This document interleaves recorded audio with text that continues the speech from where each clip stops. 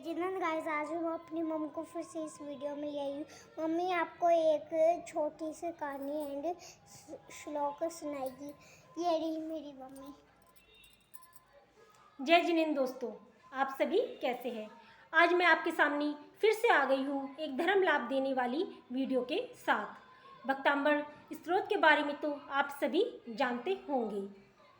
भगतांबर प्रणत मौली मणि प्रभाणा मुदयोदिकं दलित पाप तमोवितानम सम्यक प्रणिमे जिनि पाद युगम युगादा वालंबनम भव जले पतितां जनानाम। तो दोस्तों, ये भक्तांबर जी का पहला श्लोक था। आप सभी जानते होंगे भक्तांबर जी में 48 श्लोक है। क्या आप जानते हैं भक्तांबर जी की रचना कैसे हुई? चलो आज इसी के विषय में कुछ बातें करते हैं। इसके लिए मैं आपको एक छोटी सी कहानी सुनाती हूँ। बहुत समय पहले की बात है। एक बार राजा भोज अपने दरबार में कुछ दरबारियों के साथ बैठे हुए थे। तो दरबार में बात चली कि आज क्यों ना कुछ ज्ञान अर्जित किया जाए। उसमें से कुछ मंत्रियों ने राजा से कहा, महाराज आज ज्ञान के विषय में कुछ वार्तालाप किया जाए। राजा ने हाँ कर दिया। तो मंत्रियों ने कहा कि महाराज क्यों ना प्रसिद्ध विद्वान धनंजय जी को राज दरबार में बुलाया जाए। मंत्रियों के आग्रह करने पर राजा ने प्रसिद्ध विद्वान पंडित जी को राज दरबार में बुलाया। जब पंडित जी राज दरबार में आए तो उसमें से कुछ मंत्रीगण ऐसे थे जो पंडित जी से ईर्ष्या भाव रखते थे। और जब वो पंडित जी दरबार में आए तो उनको गलत गलत बोलने लगे। कहने लगे, इन पंडित जी को तो ज्ञान के विषय में कोई जानकारी ही नहीं है, इनको तो कुछ आता ही नहीं है। हमें तो इनके गुरु से ही ज्ञान के विषय में चर्चा करनी है, उनसे ही ज्ञान अर्जित करना है। ऐसा कहकर वो राजा से कहने लगी, महाराज इनके गुरु जी को राज दरबार में बुलाया जाए। राजा जो थे वो विद्वान पंडित जी के गुरु को जानते थे। विद्वान पंडित जी के गुरु जी का नाम था आचार्य श्री मानतू महाराज जी। तब राजा ने एक दूत को आचार्य श्री जी के पास भेजा। आचार्य श्री जी तो अपनी प्रभु भक्ति में लीन थे। जब दूत उनके पास गया और उसने आचार्य श्री जी को विनम्र निवेदन किया हाथ जोड़कर कि आचार्य श्री जी महाराज, आपको हमारे राजा ने दरबार में उपस्थित होने के लिए कहा है।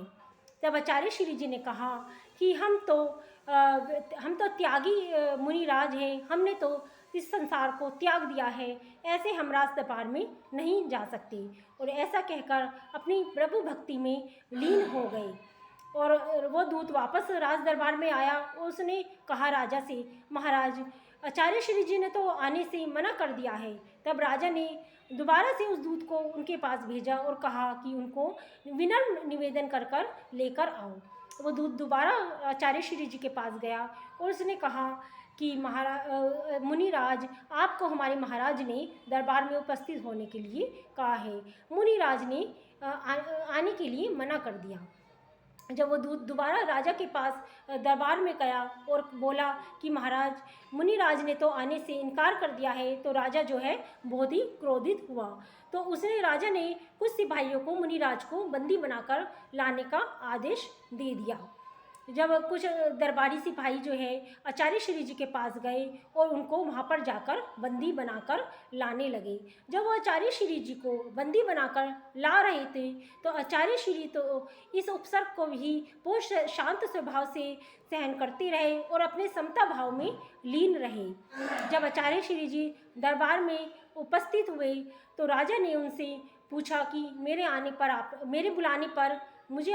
बुलाने पर आपने आने से इनकार क्यों कर दिया था।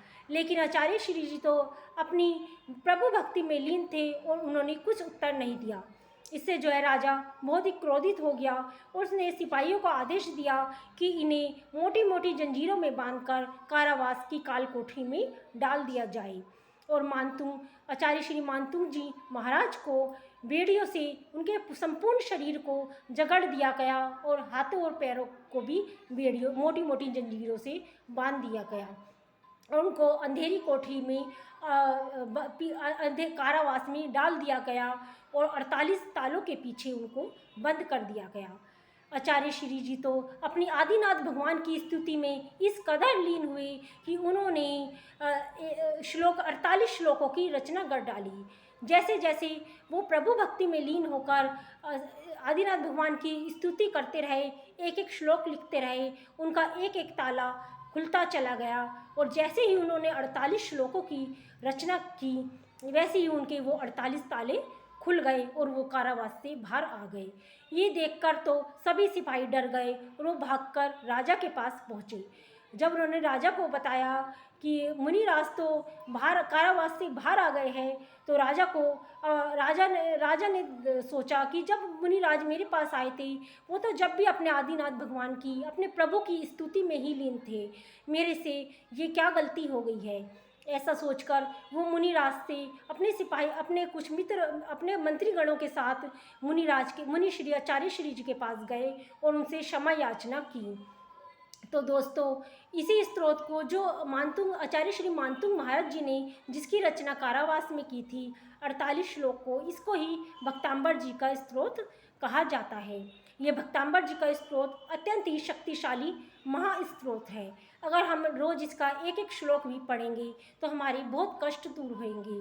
इसका जो पहला श्लोक मैंने आपको सुनाया है, अगर आपके जीवन में कुछ भी उथल पुथल मच रही हो, कुछ भी गड़बड़ी हो, आपको कोई मार्ग ना दिख रहा हो, ऐसा लग रहा हो कि सारे दरवाजे बंद हो गए हैं, कोई रास्ता नज़र ही नहीं आ रहा हो, आप बिल्कुल जीवन से हताश हो गए हो, तो आप सच्चे मन से बैठकर इस श्लोक का 108 बार या 27 बार भी इसका जाप कर सकते हैं।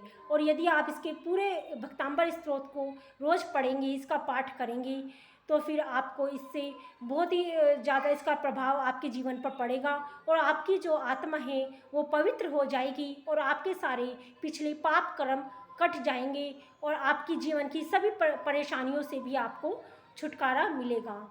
इसके एक एक श्लोक में ऐसी ऐसी महाशक्ति है जिसको आप पढ़ के इसका अनुभव स्वयं ही आपको हो जाएगा। चलो तो दोस्तों, मैं आपसे फिर दोबारा से मिलती हूँ एक धर्म लाभ देने वाली कुछ जानकारी के साथ। जय जिनेंद्र दोस्तों।